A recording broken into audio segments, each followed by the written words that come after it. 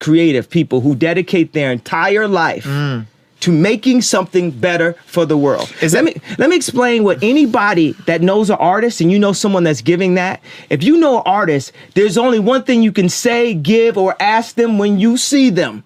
There are two words. Thank you. Wow, what's up everybody? Once again, it's Brand Man Sean, and today we're going to go over 7 success tips from Kanye West. None other. I don't really have to explain this guy. What I will say is my favorite are between 4 and 6. I think 6 gets the edge for me. Let's get back into it. The interesting balance of making enjoyable music that also had truthful information in it, it was like always a very, very fine line. A fine line of when to break the high, in a way. Because there's a lot of, you know, like dance music, like Four on the Floor. It seems like it's trying to just be strictly the high and never break it. Never give any type of extra information, just strictly be the smoothest drug possible. And with backpack rap, it was always like this responsibility that we felt to, you know, our parents, our ancestors, and to our generation at that time to use our platform of the drum to educate with it. And we took it as a responsibility more than the responsibility of like personal wealth. And I think that was the beginning, first notes of any Steve Jobs comparison before I even knew to have the audacity to compare myself to Steve Jobs. There was that idea of the bins in the backpack, the mix of the information, the responsibility to my parents who are educators, and the understanding that it had to be a bit dumbed down, it had to be accessible in a way. The fact that that is there, you know, and my respect for that, and the fact that I came from that underground place that is the balance. That is the anchor for a college dropout to work. That it has to be anchored in an entire community of people that, you know, believed in a certain type of anti-radio music. And you know, I guess radio has a connotation because so many people are like, it's so formulaic when people figure out a formula that works for radio. Walt Disney, I don't know about himself, but due to his success and what he did with films, when they decided to start selling t-shirts, they went and got, I don't know the exact story, but let's just say this is what the story. They went out and got a licensing deal to say, let's put our logo on some t-shirts. And it was simple as that, and now you have like Mickey Mouse t-shirts, right? My take, let me go to Paris and get my ass kicked for 15 years and learn how to make clothes for real. And then let me sell a t-shirt with that level of knowledge.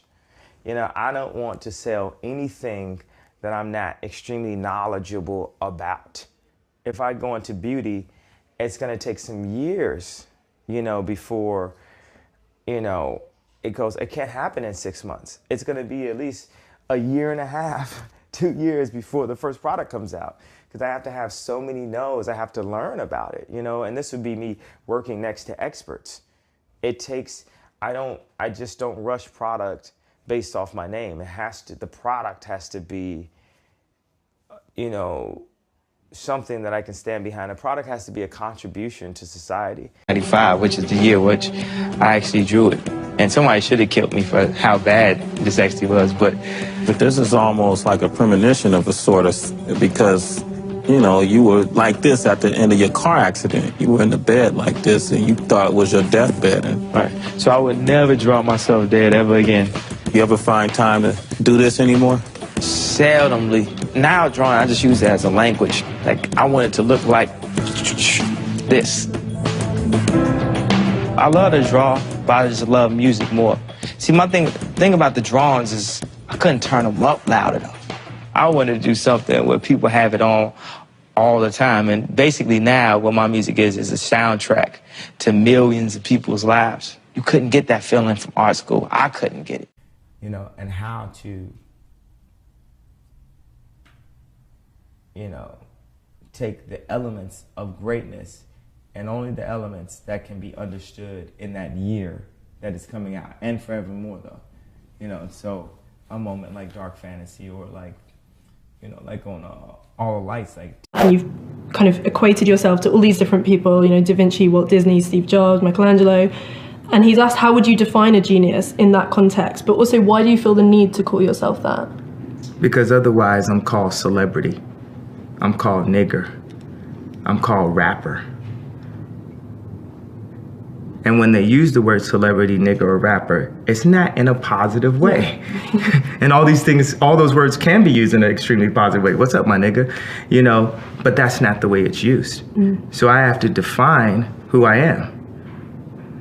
You know, all of my aspirations are things that currently only 60-year-old white people do. So I have to redefine and let people know exactly who I am. And it's not letting them know by, you know, wearing a suit, or letting them know by wearing a Rolex, or letting them know by, you know, bragging about how much money a sponsorship made on top of a rap. It's letting them know by saying, let's start with this. I'm a creative genius. Hey everybody, real quick, gonna get back into the last tip in a second. Just want to thank Annabelle Gonzalez for recommending I do this video. That's why this one was done. If anybody else has a suggestion, go ahead and mention in the comments below, or if you have any questions specifically about anything Kanye said. Other than that, share this video, and plus, you know what to do. Hit that subscribe button. Never raised me to ask for a handout. Like a lot of people that got into this game, they walking around with somebody else's chain on or driving somebody else's car and didn't even pay for the shoes that they got on their feet. My mother had a decent job, you know what I'm saying? But she gave me a little allowance, $15, $20 a week, and I had to go out and get my own job at age 15. Matter of fact, at 14, I was cutting hair in a barbershop. So it was instilled in me to go out and just get it. And that made me be a leader around a lot of black men. Like even my father I had two fathers in my life. I had my real father that I was in contact with and my stepfather that stayed there with my mother. And everybody was instilling that responsibility in me that nothing in life is given to you. A lot of times I feel like a lot of people just rapping because it's free. You know what I'm saying? What you gotta do, especially now with Jay writing his rhymes in his head, people ain't gotta pay for paper no more. Now everybody just feel like they finna just, you know what I'm saying, come out and be a rapper out the blue. At least with a production, you have to go up and figure out a way to get your equipment up and go buy records and do different things.